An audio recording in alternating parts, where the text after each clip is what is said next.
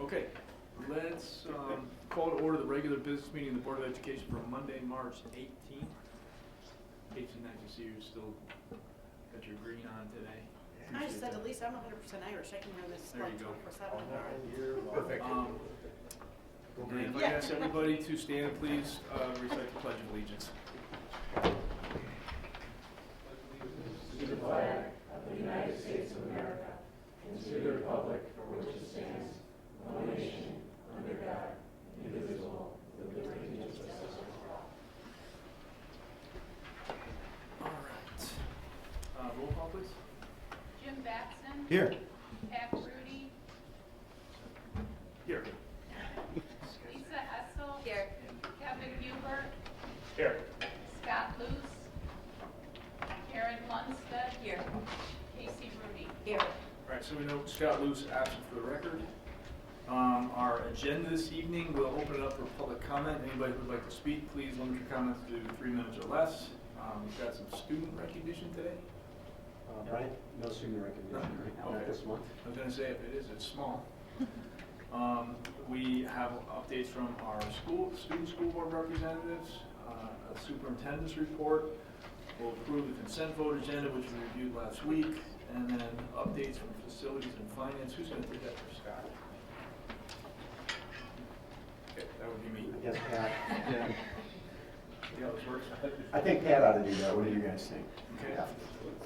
And then we'll have updates from program and personnel. No property. Okay. Yeah. IASB? Yeah. Okay. And then we will have an executive session this evening on collective negotiating matters, 5 ILCS 120/2C2.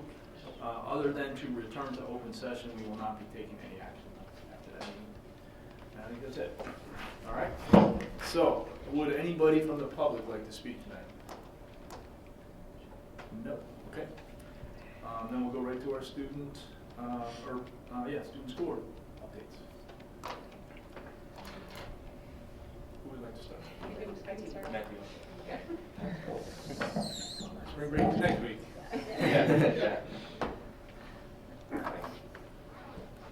LHS student Matthew Wong. Alright, so we're going to start off with clubs and activities. So the debate team had 2 weeks of state tournaments to conclude a successful season. 2 weeks ago, the public forum and Lincoln Douglas teams competed at Conant High School for the novice and junior varsity state tournament. Lincoln Douglas researched whether the illegal use of drugs ought to be treated as a matter of public health or criminal justice, and public forum researched whether the U.S. should promote the development of market rate housing. As the newer debaters competed in their rounds, some varsity members helped out by judging other novice teams. We want to give a shout out to the 3 Libertyville debaters who placed for their performance in speaking: juniors Albert Sterner, Jessica Lee, and Catherine Corliss. Last weekend, the debate team also competed in the annual IHSA State Debate Tournament down at Illinois State University. The 2 teams prepared extensively for the 2 days of debating.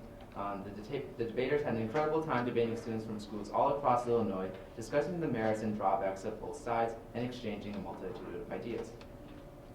The Model United Nations Club held their annual student-run conference at school 3 weeks ago, and it was a huge success. First-year members and returning members alike got the chance to practice their skills in a simulation of the 1956 cabinet to the Egyptian President Nasser, dealing with the Suez Crisis and British imperialism. Everyone had a fun experience, and overall, the club has grown a lot over the course of the year. The Libertyville High School Science Olympiad team had an outstanding performance 2 weeks ago at the College of Lake County Regional Tournament.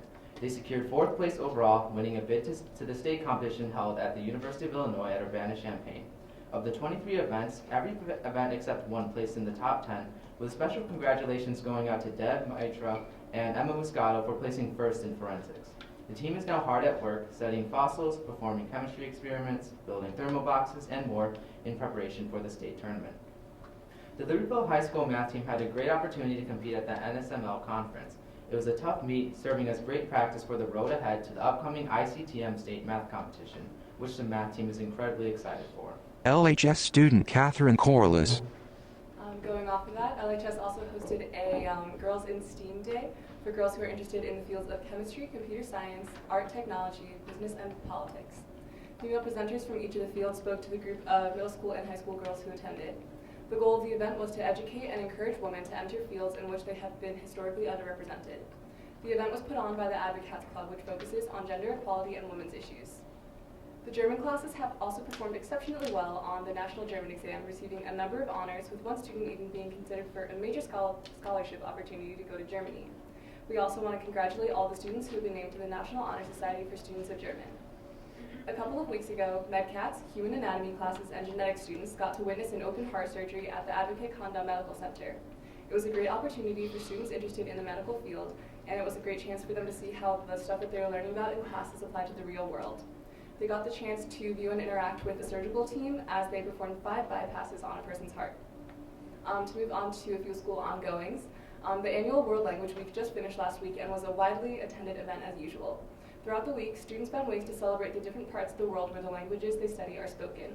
Dancers from Brazil performed for 2 days. There was a week-long global food sale outside of the cafeteria, and students worked on fun cultural projects in class.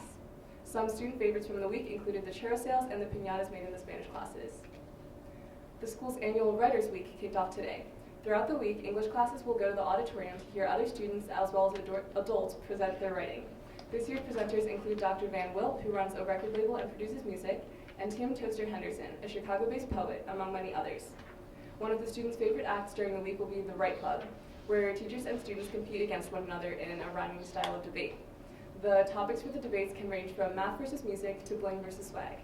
We also have over 25 students who offered to present their own pieces of writing throughout the week, and we cannot wait to hear all of them. We are also very thankful to all of the teachers and administrators who helped to make this week possible, and we look forward to the rest of the week. LHS student Zachary El-Gadid.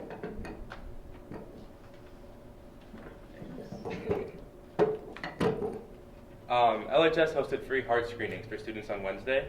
The screening is done with the Max Shaywitz Foundation, which has a dual mission of preventing sudden cardiac arrest in teens, as well as supporting wildlife conservation. The test measures the electrical activity in the heart and is used to detect hidden cardiac issues. An echocardiogram test has also recently been added with the help from the school, where students can take another test if an anomaly was found in the first. The students are very grateful for the opportunity to get screened and are thankful to the Max Shaywitz Foundation for their continued mission. We also want to put in a word of thanks to all those who volunteered to help the event run smoothly. The main gym is currently closed until further notice due to paint chips containing lead falling from the ceiling. As this is obviously an issue of grave concern, the student body is extremely thankful for the administration's swift action and look forward to getting it reopened. In the meantime, gym classes have begun to go bowling at Fairhaven Lanes in place of activities in the main gym. Without knowing how long the repair processes may take, however, a number of people in various departments are concerned about where they may hold events that otherwise would have occurred in the gym. The art department, for example, must now consider alternative options for where their annual spring art show will be, and the badminton team is temporarily traveling to Vernon Hills in order to use the facilities. We are all hopeful that the diligent repair team will be able to bring things back to normal as safely as possible, and we are thankful for those aiding in the transitions. 2 weeks ago, LHS celebrated the successes of our athletes in the Winter Athletic programs at the Winter Sports Awards Night. Athletes were celebrated for strong conference and state performances while also maintaining strong grades, which is difficult to juggle with the extensive time commitments of sports. It was a great way to celebrate the end of the season. Finally, we'd like to end with a special congratulations to the Special Olympics basketball team who won the state championship, and we look forward to hosting the state march for them on Friday. VHHS student Taylor Fenn. Okay, so congratulations to this month's Cougar Class Act recipients: Hala Abdalrazek, Rebecca Agnew, Dojika Asher, Farnoosh Ganjapour, Avery Hessel, Elise Garcia, Tyler Clean, Hannah Rabinowitz, Nevitita Sentil-Kumar, Tyler Tran, Natalia Aloa, and Rachel Wright. So this past Thursday, Vernon Hills celebrated Pi Day, marked by the date 3/14. The math department organized many different activities for the students to partake in throughout the day. Students were able to buy Lou Malnati's deep dish pizza for lunch, but the most memorable part of the day were the donations going towards Vernon Hills Sister School. Students donated jars with math teachers' faces on them, and whichever jar raised the most money would result in a pie in that teacher's face. Mr. Healy's students raised $82 to see him get a pie to the face on Friday. On March 2nd, Vernon Hills hosted Solon Ensemble, where fine arts students from Vernon Hills and Libertyville prepared pieces to perform for judges. Students were placed into certain divisions based on their point scores received. There are 5 divisions, Division 1 being the best, and every year many Vernon Hills students place into this division. So this past Friday, Dr. G shared a video to the students of Vernon Hills outlining the construction changes that will be made for the school next year. He touched on the additions that would be made to the school, including a new classroom wing, additions to the cafeteria, and a new gym. So these additions are meant to address the quickly growing population of Vernon Hills, which is expected to reach 1,800 students in the next 10 years. Students are excited for the new expansions to the school, especially some of the new food varieties that will be introduced in the cafeteria.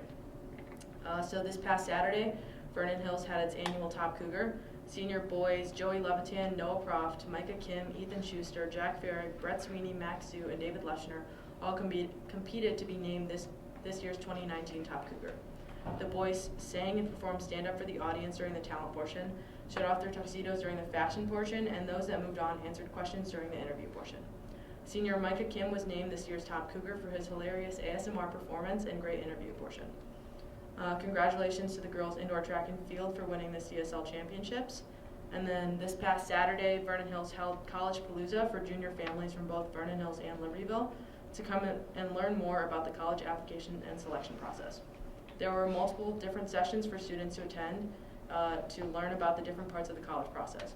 So students were given information about how to write their college essays, how to apply to highly selective schools, and the process behind admissions for public universities.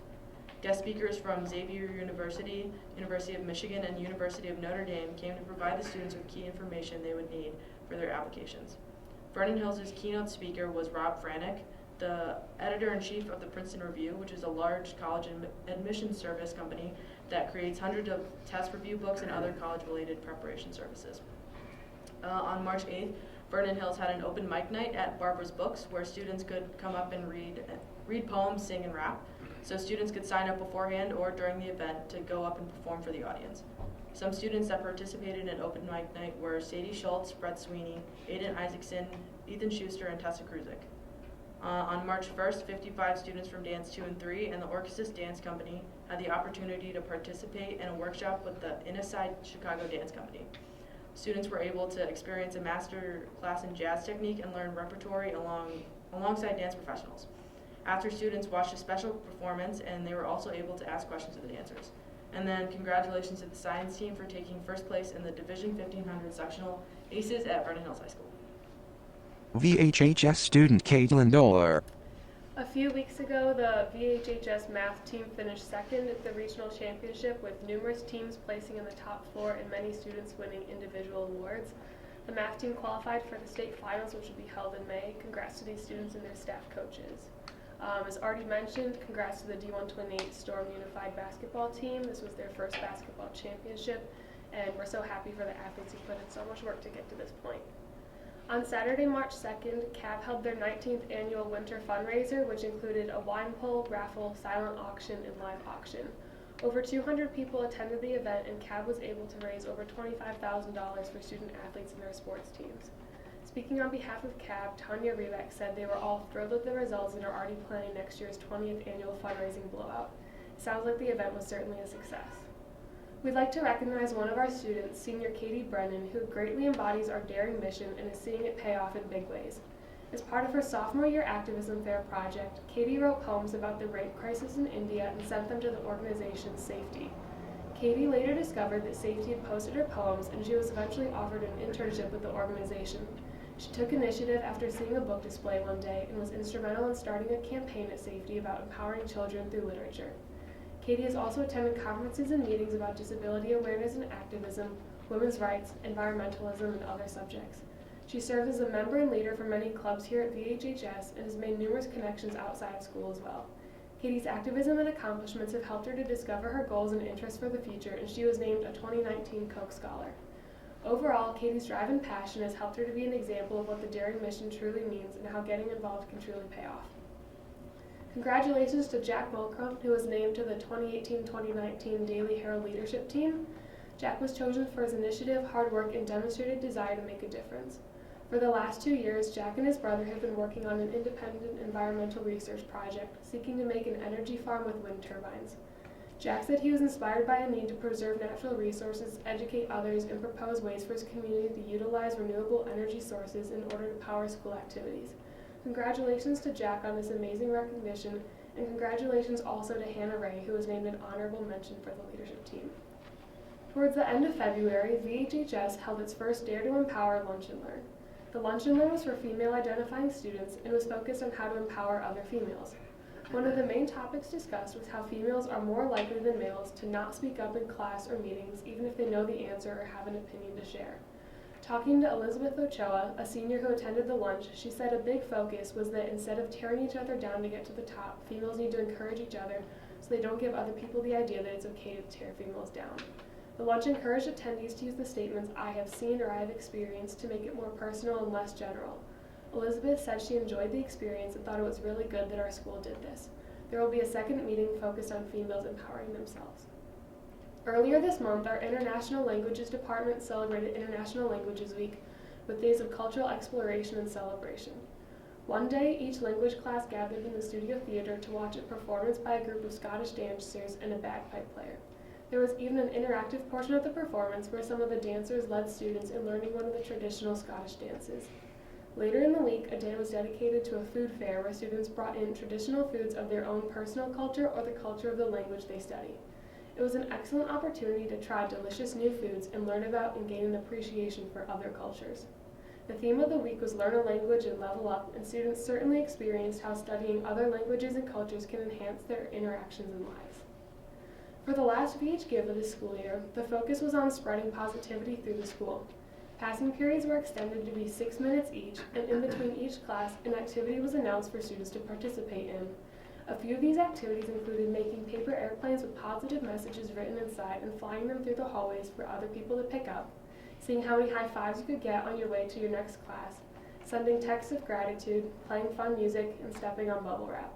It was an excellent full-day experience to cap off VH Give for this year. And finally, with spring break rapidly approaching, students and staff are looking forward to a week off from school. Many people are going on vacation, and we have a few school trips to look forward to. Art is taking a trip to Japan, band is traveling to Spain, and softball is heading once again to Alabama. We look forward to hearing all about these trips when we come back from break. All right, great job, guys. Lots going on. Okay, just one comment that I'll make, and I know you're going to cover this in more detail, but I honestly just want to take this opportunity to thank most of the people, especially along this side of the wall. Last week we approved $23 million in construction contracts for the $30 million of construction that we're doing on the Vernon Hills and Libertyville campuses. That was the culmination of probably 5+ years of work. And especially in the last 3 or 4 months, I want to recognize Mark Koopman, Dan Stanley, Brian Kelly, Jeff Masters, and Mike Henderson, who really did a heroic job to go through all of the bids and put it all together, keeping the project on track because we wanted to keep this moving pretty quickly so we could start construction this spring and summer. And so I really just want to publicly say thanks to all you guys for your hard work. It was a tremendous amount of work in addition to the normal things that they have to do. And so we're grateful for your organization. Jeff and company, we're grateful for all of the technical skills that you guys have brought to the picture to pull all that together. The good news is all the bids came in favorable, all right? So we're excited about that. And again, most excited about, soon to get shovels in the ground and get going, okay? So great start, and we're looking forward to an exciting summer or two, okay? All right, with that, I will turn it over to Dr. Lee for some more good news and some other updates. Great job for the students again, and your reports are amazing every month, and thank you. And I do want to remind the public again that typically Dr. Grudy and I and the 2 building principals, Dr. Gilliam and Dr. Kalintas, meet with 6 board reps once a month before our committee meetings, and that allows us to stay in touch with them, and we really appreciate them making that time to meet with us. It's a good time, so thank you for everything that you do. And tonight we'd like to welcome Ray Alvin, and Ray is here for Tom Kalintas, and we're always glad to have Ray here. Ray is the associate principal, number 2 at LHS, so Ray, thanks for coming tonight. Okay, some additional good news. I want to give one more shout out to the Unified Basketball team.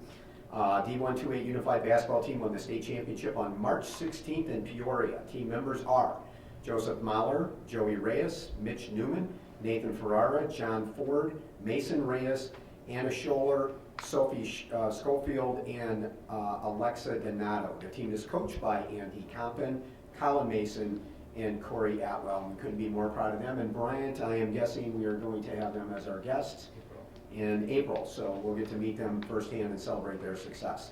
The students touched on the seniors at VHHS, and I want to make sure that we got the LHS students as well. But Molly Grattan at LHS was named to the 2018-19 Daily Herald Leadership Team, and senior Marissa Mazzetta was named an honorable mention. So those are terrific honors, and to have that many kids from our district is phenomenal. The following LHS students were named March True Wildcats: Karen Tarman, Kelsey Mazzell, Grace Rossetti, John Thomas, Rachel Bertard, Colleen Welch, Brian Stacy, Jose Mendoza Silvera, and Madeline Weaver. The LHS academic decathlon team, coached by Mark Busing, placed 9th at state competition held March 9th at Northeastern Illinois University. Team members are Conrad Stefanski, Constance Zantz, Audrey Chung, Ethan Landry, Savannah Stevens, Thomas Hubbard, and Bennett Schuneman. VHHS students Taylor Wilkerson and Caleb Smith were named the first ever VHHS Prevention and Wellness Programs Students of the Month and will enjoy the best parking spots on campus. Boy, that's a pretty good deal, Dr. Gilman. Not for long, because the visitors lab's about ready to get killed. Yeah, that's true. So they'll have to enjoy that like at the end of school, right? We got it for a couple more weeks. Yeah, congratulations to them. LHS students competed in the local Family, Career, and Community Leaders of America FCCLA competition at Harper College on Friday, February 22nd. Freshman students Gretchen Wimmer and Debjani Mitra won outstanding for their categories of cookie decorating. The following students received gold and silver honors and will compete at state April 4th and 5th in Springfield: Jack Distenfield, Annalena Walquist, Clara Benavides, Shane Wimmer, Andrea Wells, Mackenzie Schutz, Clara Corkins, Natalie Brown, Caitlin Jostin, Madison Murin, Kenzie Farrell, Annalise Bosler, and Spencer Ford. The LHS math team's 8-person team won its regional competition at Stevenson High School on February 23rd. As a result of winning its event, the team will compete at ICTM State Mathematics Contest at U of I in Champaign in May, and that means that both the teams once again will be representing District 128 downstate. And finally, good news, VHHS band director Randy Sundell was inducted to the American Bandmasters Association on March 9th in Loveland, Colorado. Randy was nominated by retired LHS band director Don Shoup. In addition to the formal induction celebration, Randy also conducted the U.S. Air Force Band, which must have been amazing because they're really good. So congratulations to Mr. Sundell, and it's nice to see our staff do terrific things as well. So moving on to the superintendent's report tonight then, we want to do a quick update as we always do at committee meetings, but we also like to share that at board meetings, Mark, on the LHS pool and parking. Okay, thank you, Chris. Things are moving along. The project with the pool. We've completed masonry column enclosures on the south wall of the pool last week.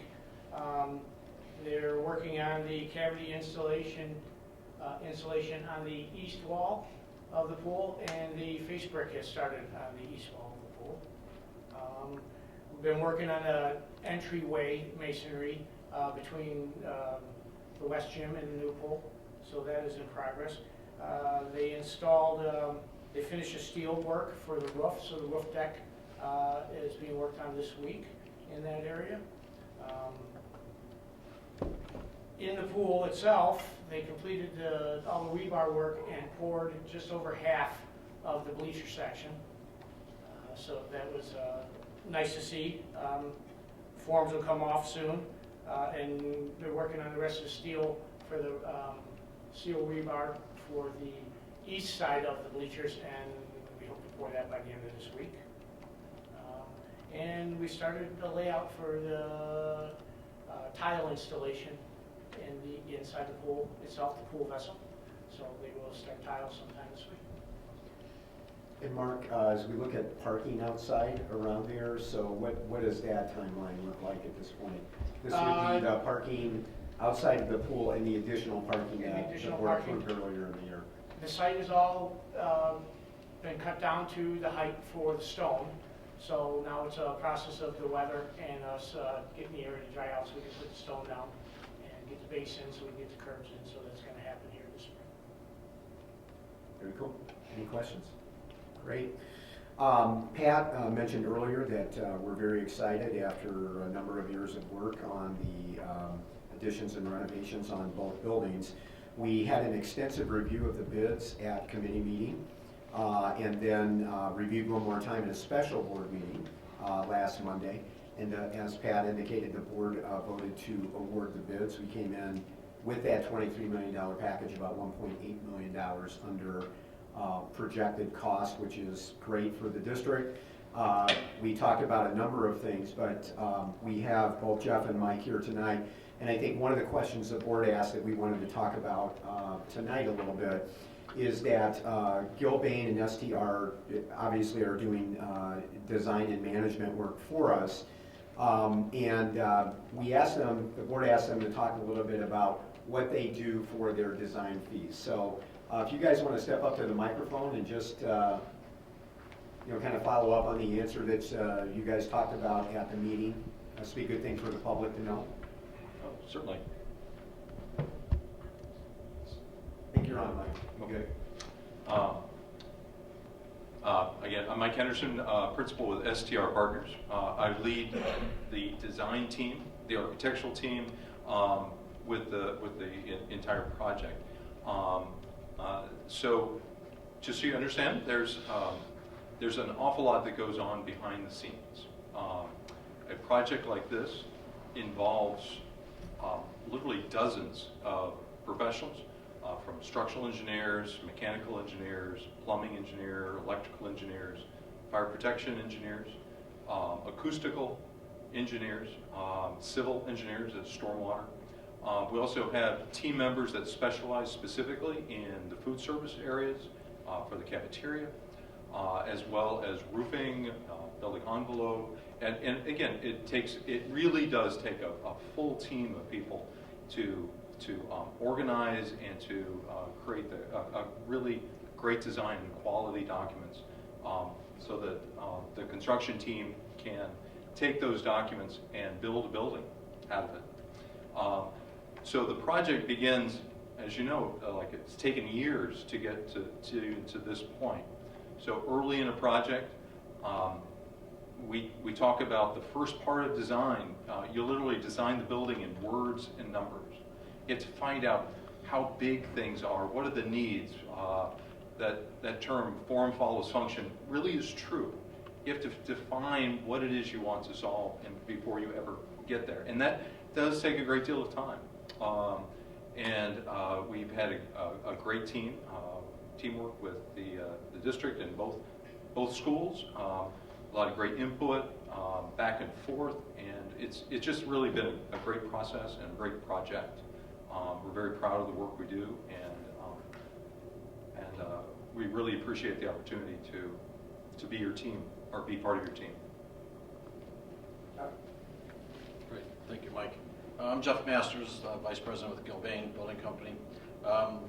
Really our work, everybody understands we do the construction part, but really our work also began in conjunction with the design element. We basically started last summer. A lot of our pre-construction work is related to budgeting, estimating, working throughout the schedule, and we also spent a lot of time with each school staff on the phasing and logistics and how that was going to be done so that we could coordinate the construction without interfering with the operation of the school. And we've had great interaction with the team. We're really excited about getting started. So that's what I say, pre-construction is really the art of what we do, because you have to envision what doesn't exist yet and work closely with the design team so we can meet your budget, we can get it done when you need it done, and we're going to make sure that it gets done with the right quality and everything can be built without interfering with the school. So, so we do estimating, we do scheduling, we do a really detailed review, one last check before we go out to bid of are there any questions in the documents that may not be known yet, so we can identify them, get them answered before we get into construction, and where delays could mean money and time. And we get that information to STR, so we avoid a lot of the requests for information and change orders as we go on to try and keep the project on track and that we're being as efficient as we can.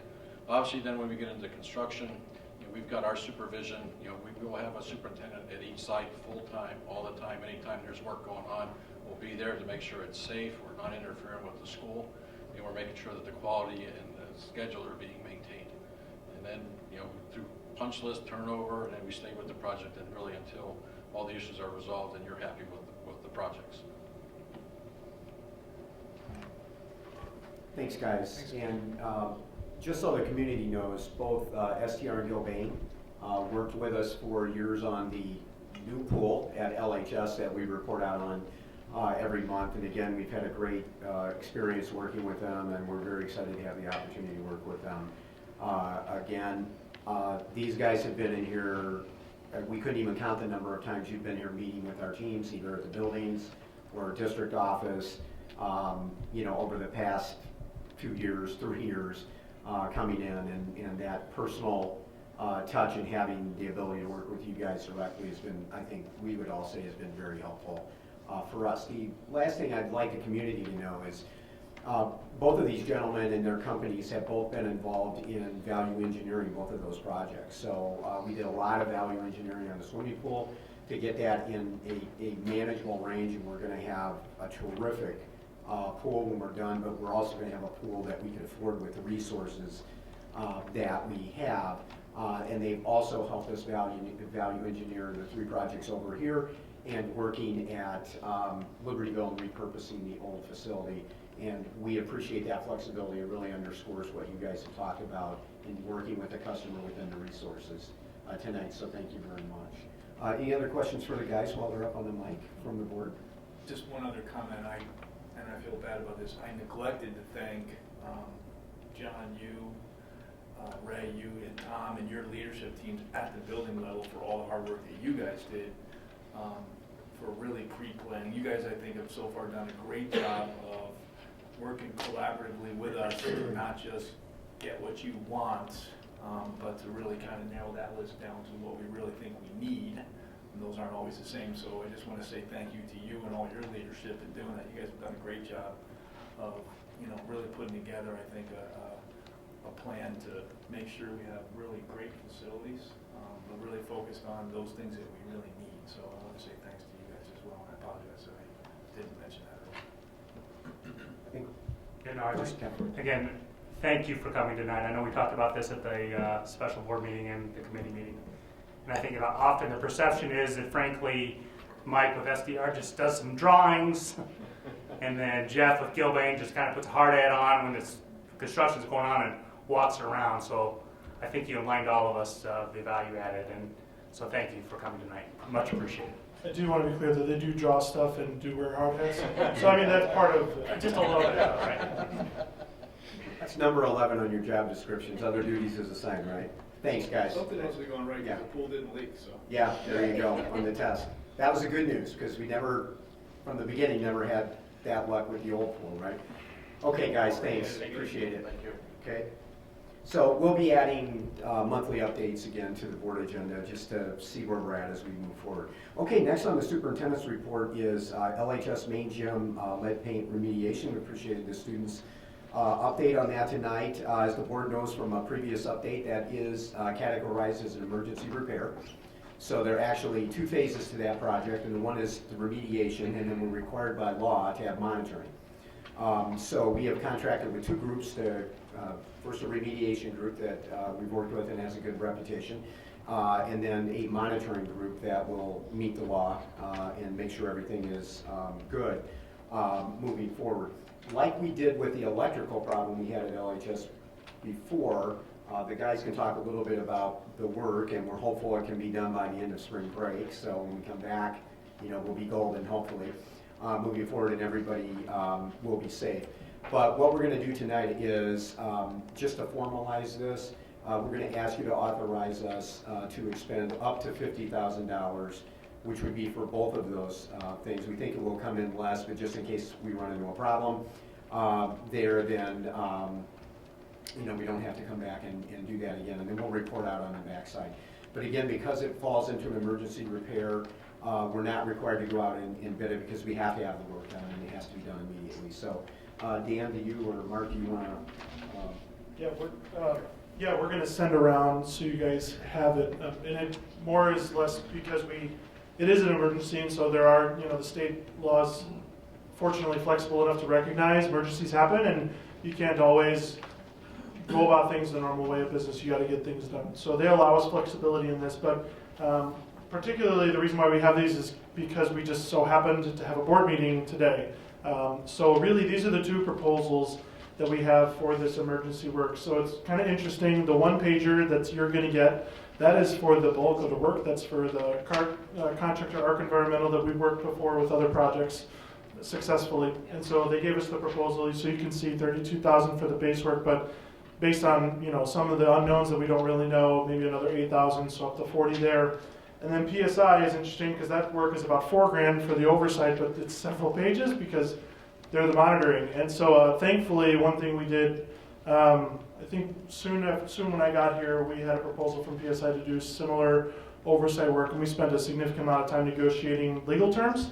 And that's always the tricky thing, right? When you get these proposals, that you got to have terms that are mutually agreeable, right? So thankfully, we already have general terms and conditions in place for PSI that we're able to carry forward. So that's why you'll see like a lot of writing and crossing out of stuff on the general terms. Like those are really the most important parts, I think, of a lot of contracts that we have. So we're very fortunate to have those in place. So really, these are the two agreements that we're running with to get them ready. We have posting requirements, everything. But in terms of the contracts and the proposals, this is really what we have, and this is what we're moving on. With that, maybe I'll turn it to Mark. We can talk a little Mark, bit you about want to talk about timeline a little bit? So we met with our contractor that we've worked with before in the past with some of our asbestos abatement projects, and put together a scope of work, what needed to be done to address the peeling paint. So they will, our schedule to start tomorrow with startup of covering up and all the areas, the bleachers, things like that, stuff on the walls. And then they will progressively work, scraping off the paint, the loose area, then prime and paint to match the paint back as best as possible in the area. And we expect to be opening the gym back up for April 1st, the first day back of school. April Fool's Day. Yeah. April Fool's Day.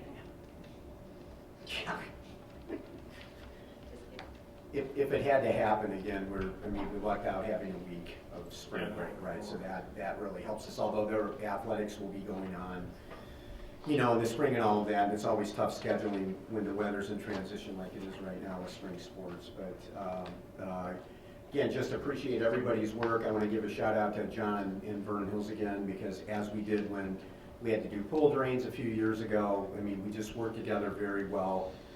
As a team within the district, and there was just no question that our two ADs and John and Tom are going to work together on this, and so we really appreciate everybody's cooperation on this.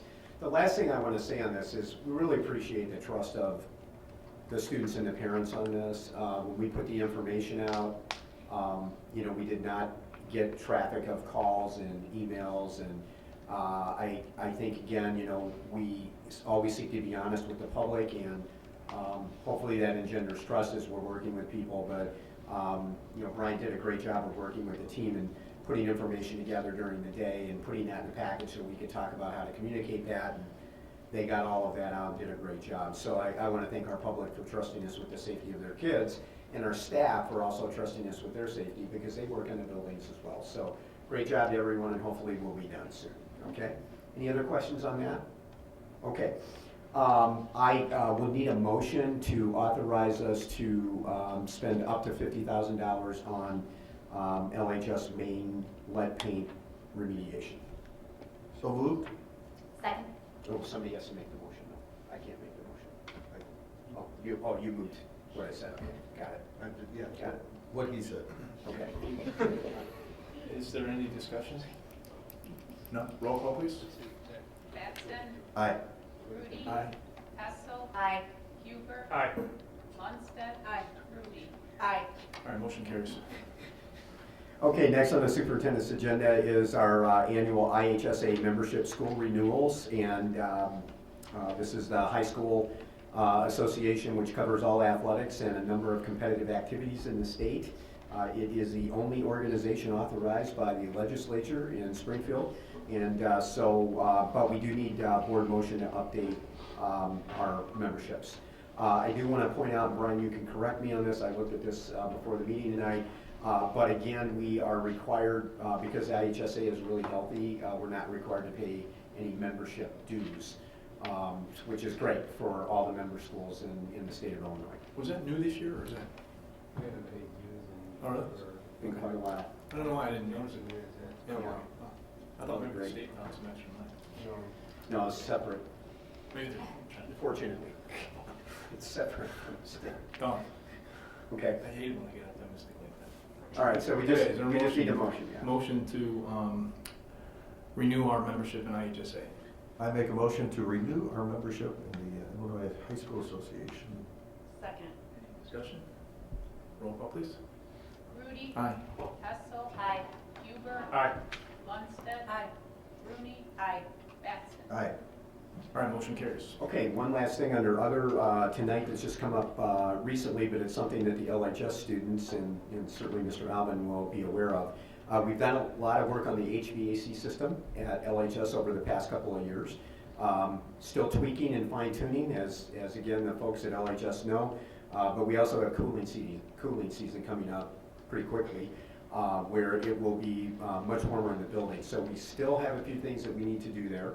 So Mr. Stanley and I had a conversation today, and we've got some work that needs to be done.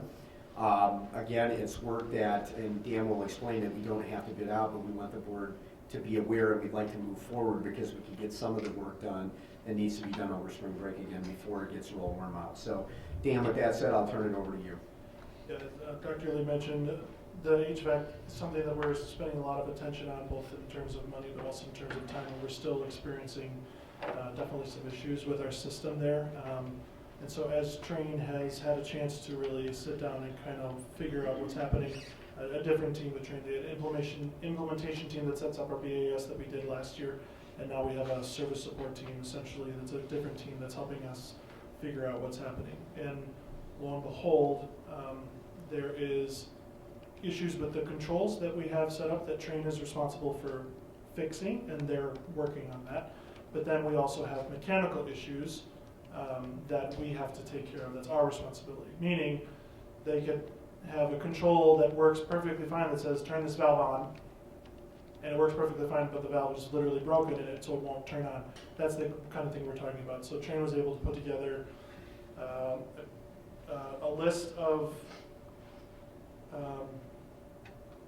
various HVAC parts to replace throughout the building, and so that is the list. That is the list that we really have through them, and so that total cost at this point is about $75,000 to do that, to do the parts. I'll let Mark talk a little bit more about kind of the process and the timing. But in terms of this contract, we've been in touch with Lynn and also with the Train and even the U.S. Communities contract that this is under. So this is under a national purchase contract that this is already bid out. So the reason why we don't have to bid this out is because this work is already bid out under the rules of Illinois bid law.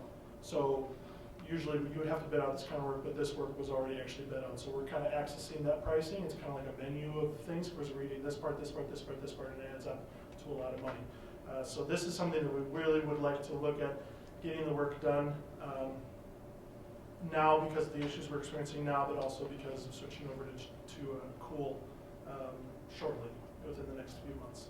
So that's one part of this. The second part is different, but it's related still to HVAC in our chiller plant. Essentially, what they've been working on is something to upgrade it. Essentially, there's you can talk a little bit more about what the upgrades actually are, but basically looking to upgrade it because what they kind of want, how they want to improve the chiller plant and the operation. And so essentially, this part would cost about 24,000, which is under the bidding threshold. And so the threshold for this would be 50,000, and so we're well under that. So it doesn't require us to bid it at this point for this work, and it is a very particular type of work that we really need trained to do, and the parts that to get that to interface well. So at this point, I'll turn it over to Mark and talk about kind of some of the details about this work. But essentially, that's kind of the background to what we understand with Lynn is the legal requirements of these contracts. Both of these things we would be able to cover under our existing budget for this year. So this doesn't add to any of our budgeting at this point. So I'll turn that to Mark. Okay. On the first project that Dan was referring to, repairs around the building, as we discovered with our new control system, a lot of the building had been put in more or less a manual mode. So when we put our new building automation system in, we were trying to operate things because we realized there were parts that were broken around the building. So they went through and did an extensive evaluation of all the equipment and put together a list, as Dan said, of all the parts and stuff that need to be replaced around the building, so we can fix any of the problems we're having, controlling the temperatures in the classrooms. You might have one classroom or two classrooms right next to each other, fine. Third classroom, you're having issues because an actuator's not working or it's not closing all the way. There's different things in this proposal that will cover all that, so we can get everything. So when we send a command to the unit will actually do what it's supposed to do. The second proposal has to do with our chiller plant and the compressor system that runs the air conditioning. When we put our new controls in, the way we were running the system is more modern than it was with the old control system, which was over 20 years old. So we started experiencing pressure differentials, and the equipment kept shutting down on us. So in order to solve that problem, so when the system starts up in the morning and we come in, it's actually operating and to bring the building to temperature in a timely fashion. With the building the size that it is, the chiller's failing in the morning and our staff coming in at 7 o'clock in the morning and school starting at 8:45 doesn't give us a turnaround time when we're starting equipment at 5 a.m. in the morning. So this is going to help us by changing these and installing these differential pressure switches. It's going to improve the function of the chiller units itself, and it help it talk to the VAS system, and so we know what's happening with it, and we can set the parameters so the equipment can operate properly. Any questions on two different projects? Why are they not one project? I want to just make sure we're clear that it's two projects. So they are, well, I'm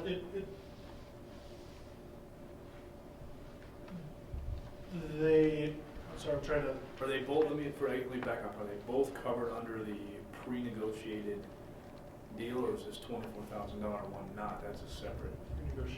Pre-negotiated. No, so the work, no, so the national contract pricing, that's the 75, the 24 would not be covered under a national contract. And it truly, it's more honestly a coincidence that these are not connected. So the current upgrades that we're looking to do is not because of the recent HVAC issues we've been having at LHS. They're similar, but they are distinct projects. I hope that answers your question. But regardless, the 75 is covered under, because it's under the U.S. Communities Rule, it's the 25 that isn't covered under that contract, but it's below the threshold that we're not concerned. Say you even added it together and called it one project, which they really are two separate projects. You're talking 175 of that is covered, but the other 25 is not really. So that's probably another reason why they're separate projects, because they don't really fall into the same kind of categories, essentially. how is the second, so the first one was just repairing a whole bunch of stuff. The second one is a form of upgrade, and how is that different than the bid that we're going to vote on in the F&F portion of tonight that's also HVAC upgrades? I'll let him speak more intelligently, but this year upgrades to the chiller plant. The HVAC upgrades are actually stuff that's happening inside the building. So more distribution versus the actual chiller plant? Yes, correct. These projects are working on equipment that we presently have and upgrading the operation of that equipment. The project that we will be speaking about in the F&F portion is adding additional cooling. As we did the phase 1 last year on the second floor, we're going to be adding additional cooling in critical areas on the first floor. So when everybody enters the building in the morning, what we discovered when we did the second floor is we're not conditioning the air, so you get the humidity and that coming in on the first floor, it's traveling to the second floor, causing condensation, dripping, slippery floors, that type of situation. So we're addressing that as part of the HVAC project that we'll talk about in F&F.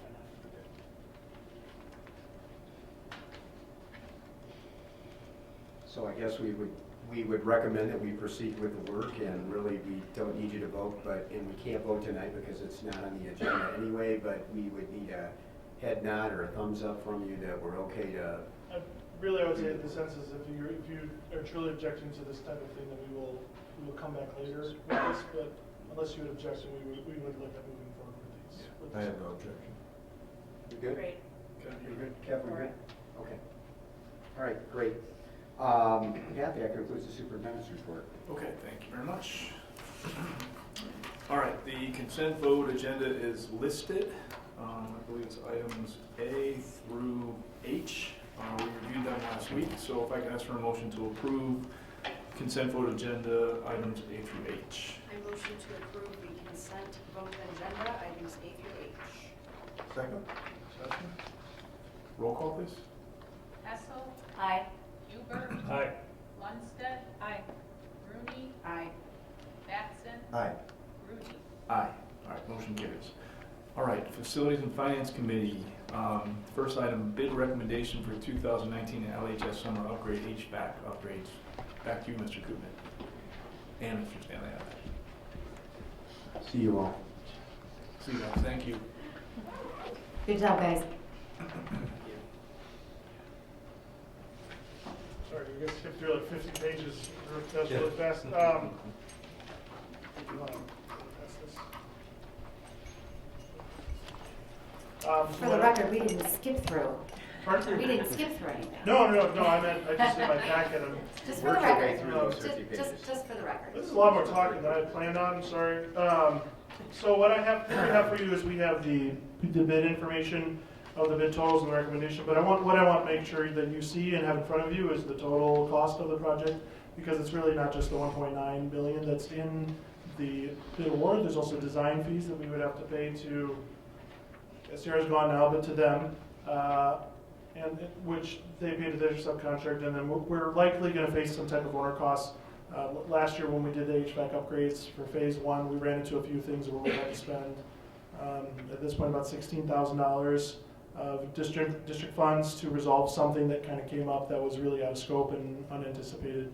So we're anticipating we might have something. It's reasonable to assume there might be something like that. So really, for you to see the total cost of this project is really sitting at about 2.1 million, not really the 1.9. That's really the all-in cost that we're looking at for this project.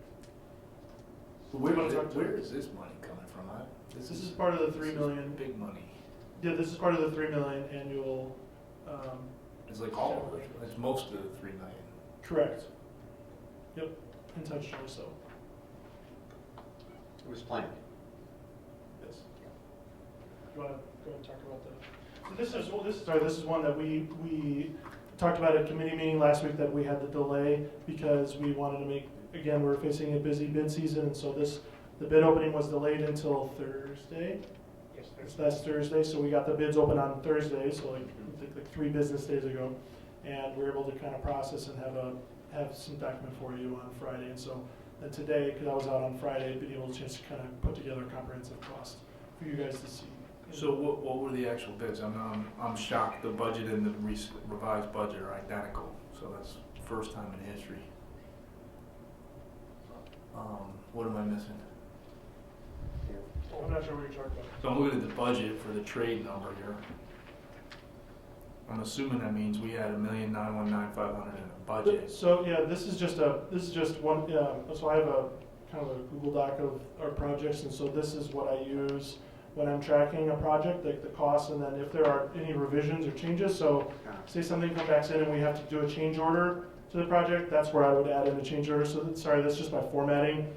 So really, you can just look at the first line. I guess I was just trying to give you a simple idea. That's all. So that second line really that you see, that's for changes that happen based on what we're anticipating in terms of spending. So what was in our capital plan for this year? Was it really $2 billion? The capital plan, $3 million. What do you mean for this project particularly? I do have to answer. Originally, it was, we changed scope a couple times. We were looking at about $1.5 million for this summer's work, concentrating on the hallways.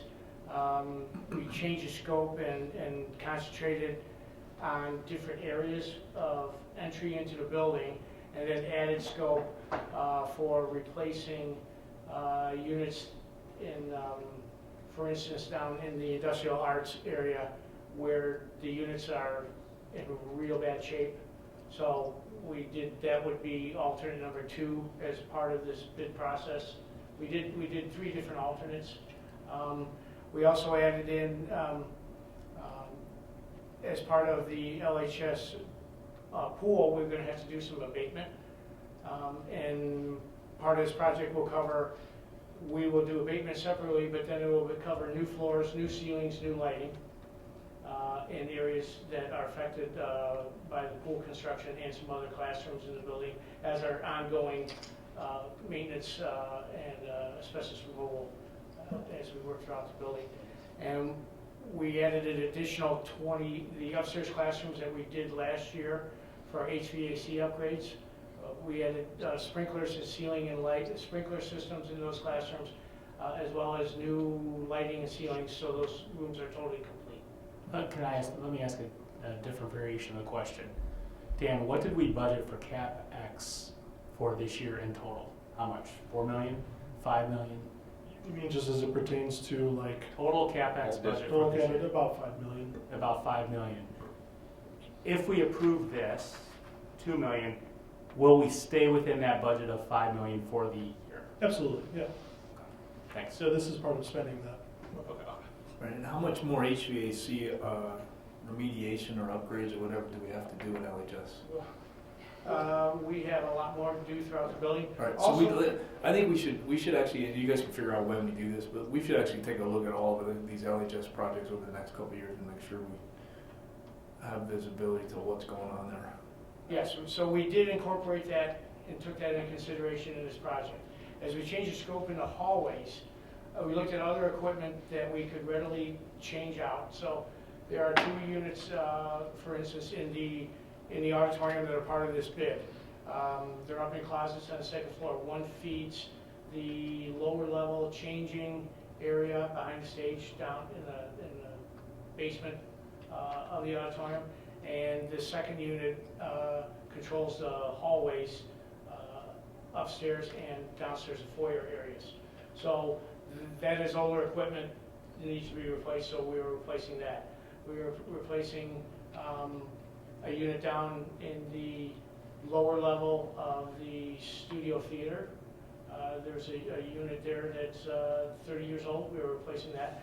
We were replacing one rooftop air conditioning unit. Don't remember the number right now, but that also is affected, and that's up by the studio theater also. That's all part of this? That's all part of this. Right. So there's other HVAC equipment that we changed the scope in the hallway work and added the scope of starting to replace that obsolete equipment throughout the building, what we could fit into the budget and into the scope of work for the summer. Okay, but I don't know what the rest of you guys think, but I mean, I think we should just review the long-range capital plan and LHS, really both high schools, but to start with LHS, I guess I didn't realize that we had a $2 million project here, and we've probably got a couple more of these coming in the next couple of years. I'm getting increasingly sensitive to these as we're building classrooms and pools and gyms and things like that. And it would be helpful for context for newer board members. I'll only speak for myself that I'm new to some of the ongoing maintenance work, the scope of that, and the longer term plan, so it would be helpful I mean, on we don't multiple levels. we don't have to do it next month, but if we could just pick a time, sometime between now and the fall maybe, because I know we're going deep into budget season here pretty soon, but I don't know, I guess I just didn't realize the magnitude of this one. Yeah, I think, for the guys, this was covered last year when we went over the capital projects. So we've done a phase 1, this is phase 2. And remember that LHS is an older building, and a lot of that equipment, as Mark has talked about tonight, is 30 years old. I mean, it's not efficient, it doesn't work well.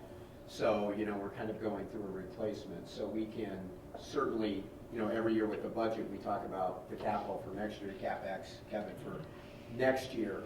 But we can certainly talk about the long-range plan that we have and what we're clicking off every year off of that. But this is all part of that plan that we put together several years ago. Yeah. Okay, so we'd be happy to review that and update it. And we update it every year. So. And we may want to start even presenting this with, in the context of that long-range plan too. So, I mean, I'm sure it's on there, but I don't remember what's on there personally. Now, one other question, is this going to have valves and everything have to be replaced, or has that already been taken into account? That's already taken into account. So if there is any equipment crossover, we will get a credit. We just had to verify because we hadn't looked at the whole building, so there are some units that we have to verify with the other project. But that project is doing the whole building to replace valves and actuators and all that good stuff? On the equipment that needed it throughout the building. So we have over 200 units around the building. Yeah. So we've got to check back on scope in the areas, and obviously any equipment we are going to replace, we will not do the upgrades as part of this initial project for $75,000. Okay. All right. Okay, so what do you need tonight here? You need this. You need to accept the bid recommendation. So the 1919500 was the low bidder. Correct. That's based with alternate 2 and 3. Alternate 2 and 3. All right. So is there a motion to and the vendor is F.E. Moran? Yes. Okay. And if I can make one correction here. F.E. Moran was actually not the low initial bidder that we thought. The lowest initial bidder was Amber Mechanical. But they withdrew their bid because they made a mistake.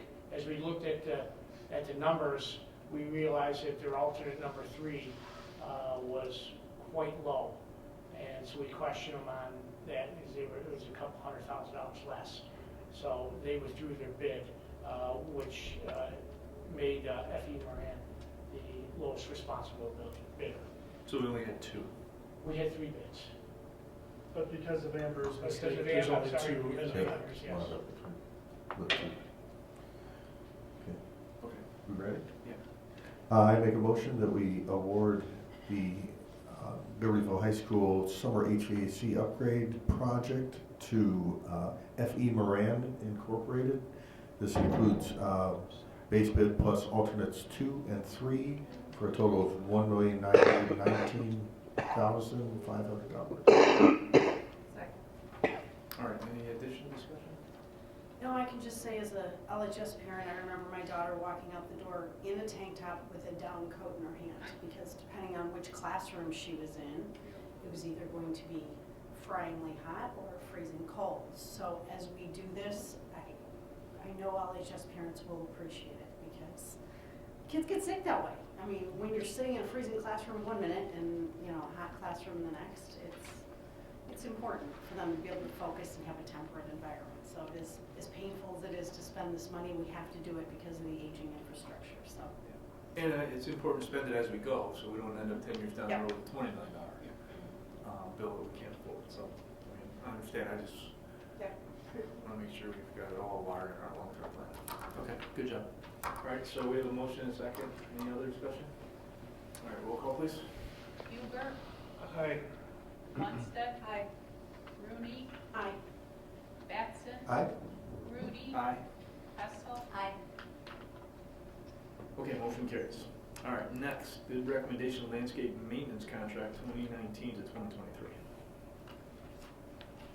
Yep, this is what we talked in committee. This one we had in advance and we were able to talk about. So we, a year ago, did a one-year renewal with our current provider, which is Landscape Concepts Management. And we said at that point that now we'll look at doing a multi-year bid, which is what we did. We're looking at doing 5 years.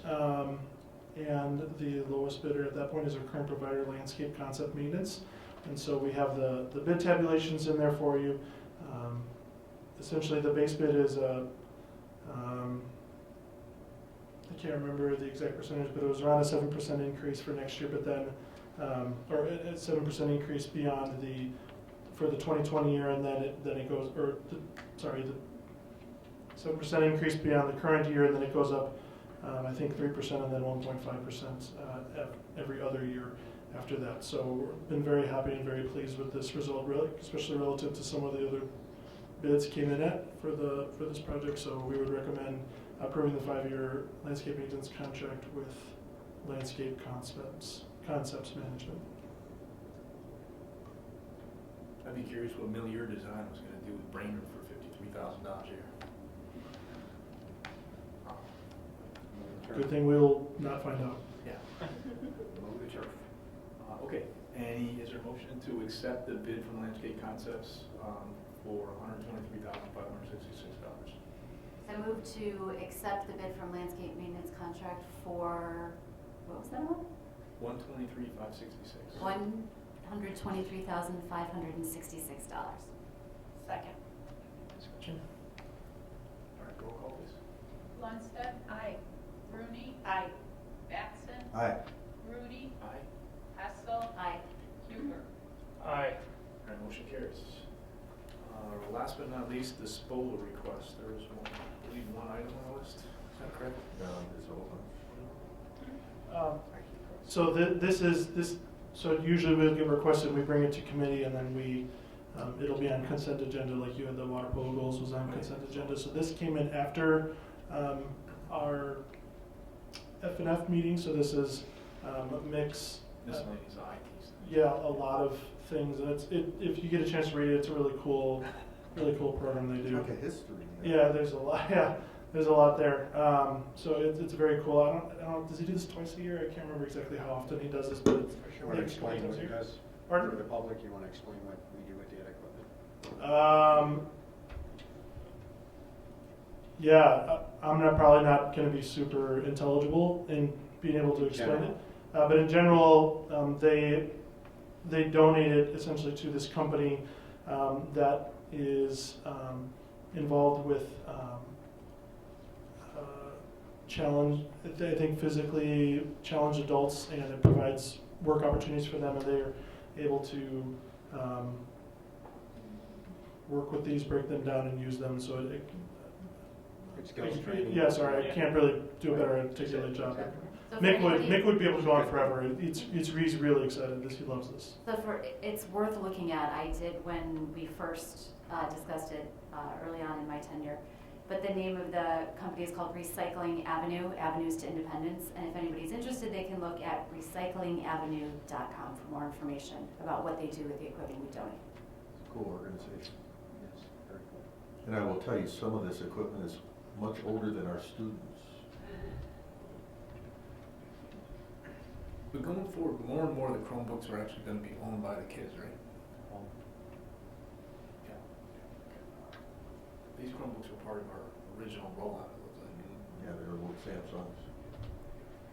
Okay, so is there a motion to approve the list of equipment to be disposed of? So moved. Second. Any discussion? All right, roll call, please. Rooney, Aye. Batson, Aye. Grudy, Aye. Hessel, Aye. Huber, Aye. Lundstedt. Aye. All right, motion carries. Program personnel, Chairperson Batson. Okay, get back to my agenda here. We have first up the District 128 Reciprocal Reporting Agreements. We went over these in committee last week. There's two agreements, one for the Village of Libertyville and one for the Village of Vernon Hills. Do we have to do these separate, or can we do them with one? I think you can do these two together. Okay. And it's basically something that we are required to do by school code. We just update these periodically, so we're updating these. It's a reporting system, a reporting agreement between the village police department and us. So I don't know, Brian, do you have any other? So the last time they were updated was 2013. So to make sure we're up to date with Illinois School Code, Juvenile, Court Act, and also everything that we've really been doing with student records. We've already been doing this. We just need to update our language and our reporting agreement. So once we approve it, Vernon Hills will have it at their village board meeting actually tomorrow night to approve it, and Libertyville at March 26th. And if I remember from committee, it's the same agreement for both Vernon Hills and Yes, Libertyville. correct. The wording is the same, so. Wording is exactly the to put same, it on just- one vote makes Yes. perfect sense. Okay. We have a motion. I move to approve the District 128 reciprocal reporting agreements for both the Village of Libertyville and the Village of Vernon Hills. Second. Okay, roll call. Any further comments, discussion? Sorry. Okay, roll call, please. Batson. Aye. Grudy. Aye. Hessel. Aye. Huber. Aye. Lundstedt. Aye. Rooney. Aye. Okay, that passes. We have a annual staffing report that we reviewed again last week in committee.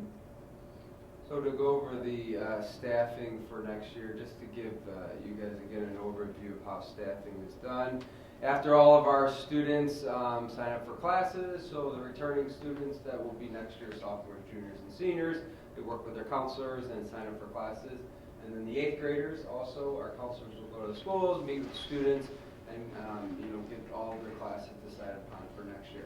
Once all those numbers are done, so you're talking their basic courses plus electives, so it's a lot of different classes that they sign up for. Our student services, Oli Stevens, Andrew Young at Vernon Hills, they work then with the assistant principals, the principals, and the department supervisors on determining the amount of sections that we should have for each of those classes. So for first semester and second semester, taking into mind some history too of some of those electives and how things kind of play when we start building the schedules of students. So it's a little bit different than maybe middle schools and grade schools, how things are incorporated all together. So there's a big project that's done at both of the schools. From there, both of the schools then will come together and work with Rita Fisher, with Dan Stanley, Kelly Hartwig, and myself, and we go over the whole district staffing, because we are one district, although we're 2 schools, and look at, again, sectioning, make sure we're doing things that are very similar at the schools, and so that at the same time that we're meeting the needs of our students, the community, and that we have the correct staff in place. So this year, when we were, done with staffing, looking at the overall, just what we say, the general education staffing, there was no change in our staff numbers. Now there is a change at each school. So because of the change in the course request, being a little higher at Vernon Hills and a little bit lower at Libertyville due to change in student enrollment, there's actually increase in some staff in some areas at Vernon Hills and some decreases at Libertyville. But overall, general education staff actually came out to be 0. Special education staff, we saw an increase of about almost 1.5 FTE, full-time equivalent teachers.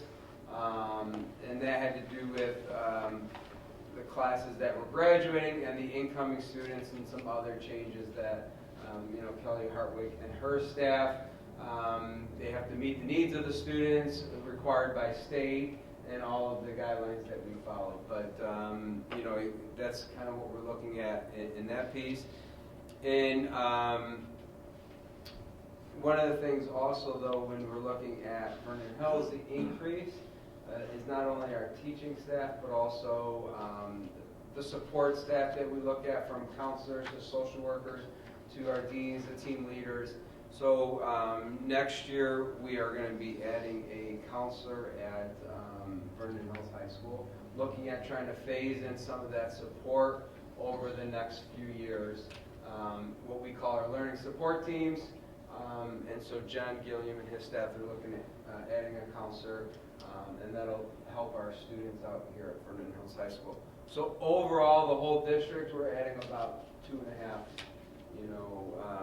equivalent staff, and that's within our projections, kind of what we had, looked at. It's hard to put an exact number that if you have 40 more students, this is how many more students, because a lot depends on the course request. So it's a little bit different.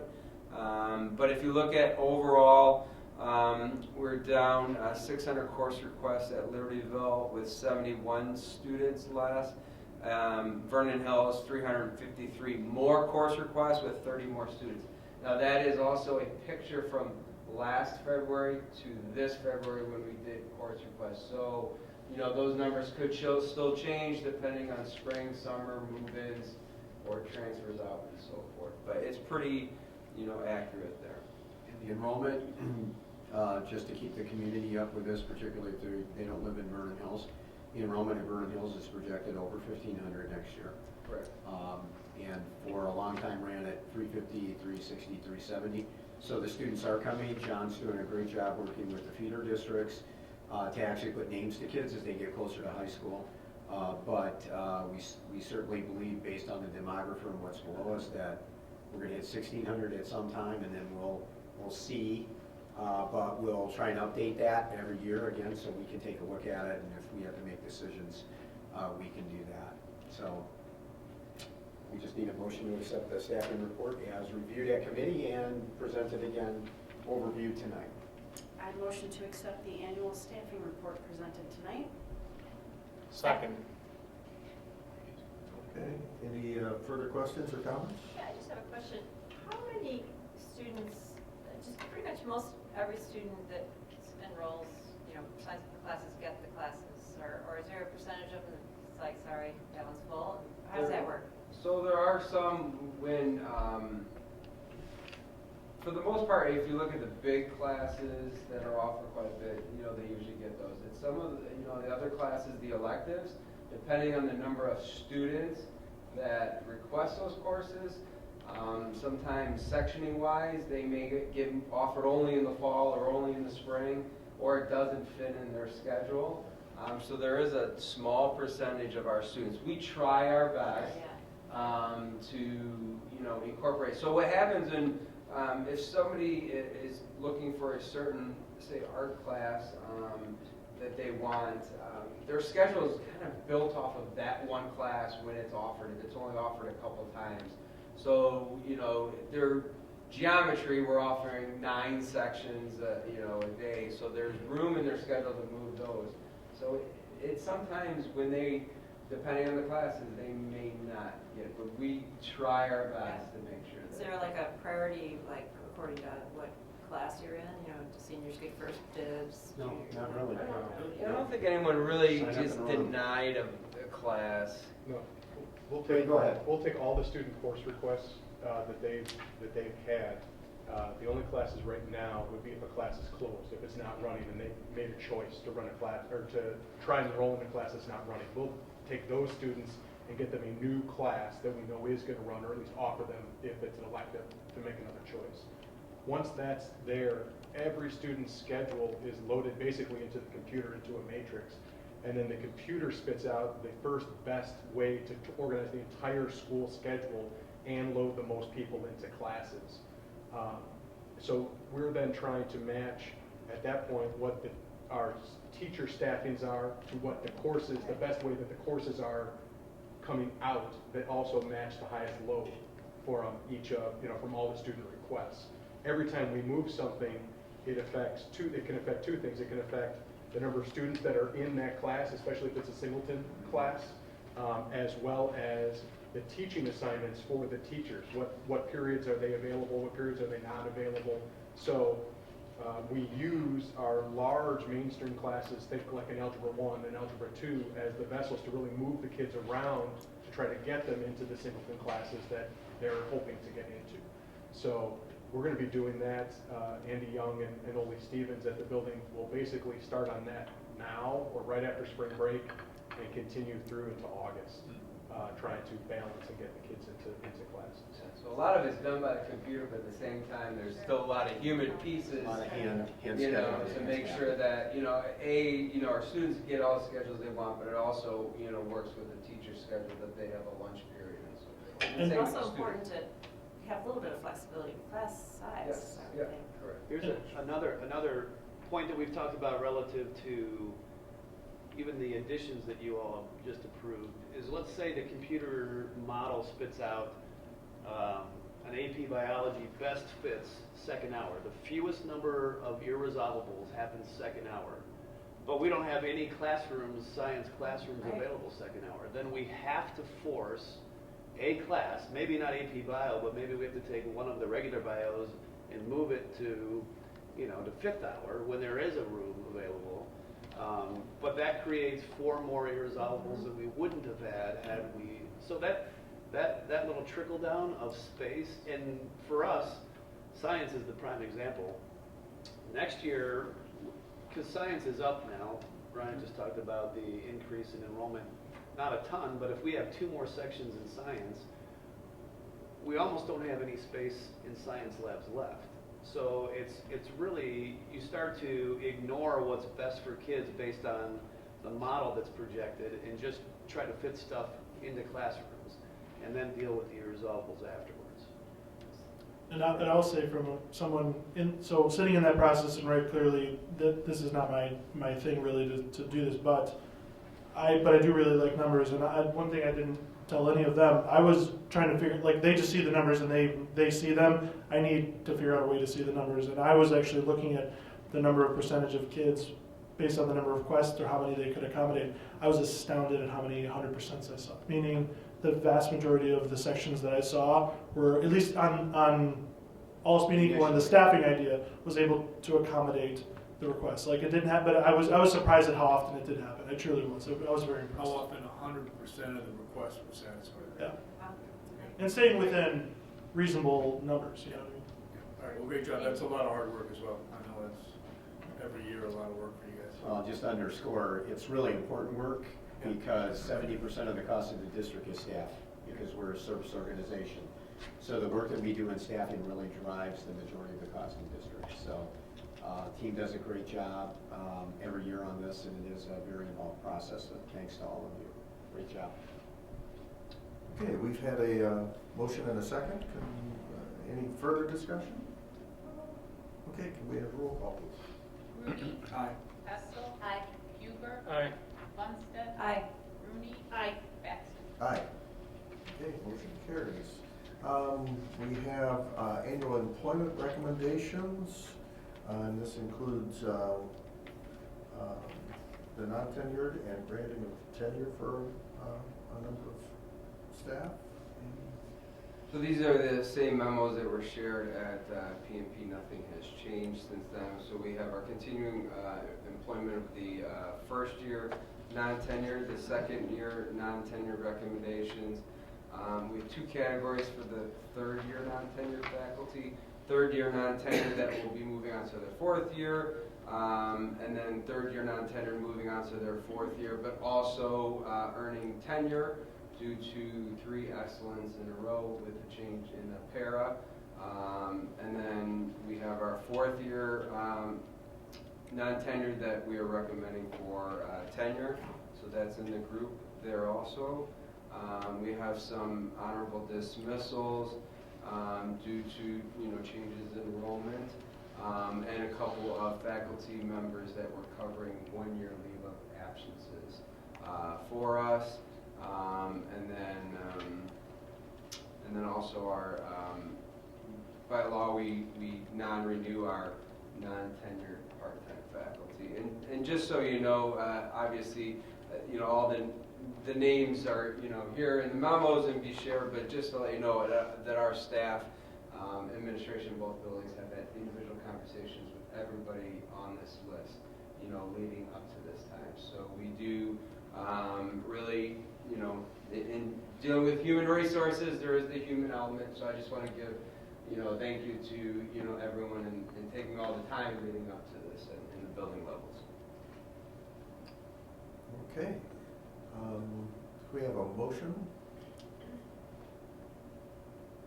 I move to accept the annual employment recommendations for the list we have before us: continuing employment of first, second, third, fourth non-tenured faculty, honorable dismissal of non-tenured full-time faculty, honorable dismissal of tenured full-time faculty, non-renewal of non-tenured part-time faculty as listed and discussed in our committee. Second. Okay, any further questions or comments? I'd like to add the congratulations to those that are earning their tenure. That's a great accomplishment. Okay, hearing none, roll call please. Hessel. Aye. Huber. Aye. Lundstedt. Aye. Rooney. Aye. Batson. Aye. Rudy. Aye. Okay, motion passes. We have one more item, employment of employees, and seems like a list of a number of different positions. These all came in after our P&P last week. Things are constantly, obviously, changing, but we want to be able to get these approved at this board meeting. For those of you that are relatively new on the board, we're beginning to see the end of the year sprint. Stuff that piles up here between now and end of May. Okay, can we have a motion please? I motion to accept the personnel issues that came in after our previous meeting. Second. Okay, any questions or comments? Okay, roll call please. Huber. Aye. Lundstedt. Aye. Rooney. Aye. Batson. Aye. Rudy. Aye. Hessel. Aye. Motion carries. That concludes the Program and Personnel Committee. Okay, thank you. So no update on property tonight. CEDAW. Yeah, if you recall, at our last CEDAW meeting, which was a couple of months ago, there was contract negotiations. It was agreed on by the bargaining team and was voted down by the union membership. So they went back to the drawing board and reached another tentative agreement between the board and the union, which the governing board approved at Wednesday night's meeting. Just a quick summary: it's a 3-year contract. First year, 3.5% increase on base. Longevity they have for each year, beginning with the teachers with the fewest number of years, and then decreasing. So 3.75 for 1 through 5 years, 6 to 10 we give 3.25, and then 11 plus 2.75. And they specifically are trying to address the pension or avoiding penalties. Year 2, 3.25% increase. In year 3, a 3% increase on the base. And I'm sorry, and I can give you a copy of all this. So overall cost was approximately 5% a year. So that was, there's other particulars, but I'll get a copy of this. Okay. Anything else? Okay, great. All right, anything else? All right, if not, can I ask for a motion to move to executive session? Topic tonight, collective negotiating matters, 5 ILCS 120/2C2. So moved. Roll call, please. Lundstedt. Aye. Rooney. Aye. Batson. Aye. Rudy. Aye. Hessel. Aye. Huber. Aye. Okay, again, we won't be taking any action after that, so good night, everybody.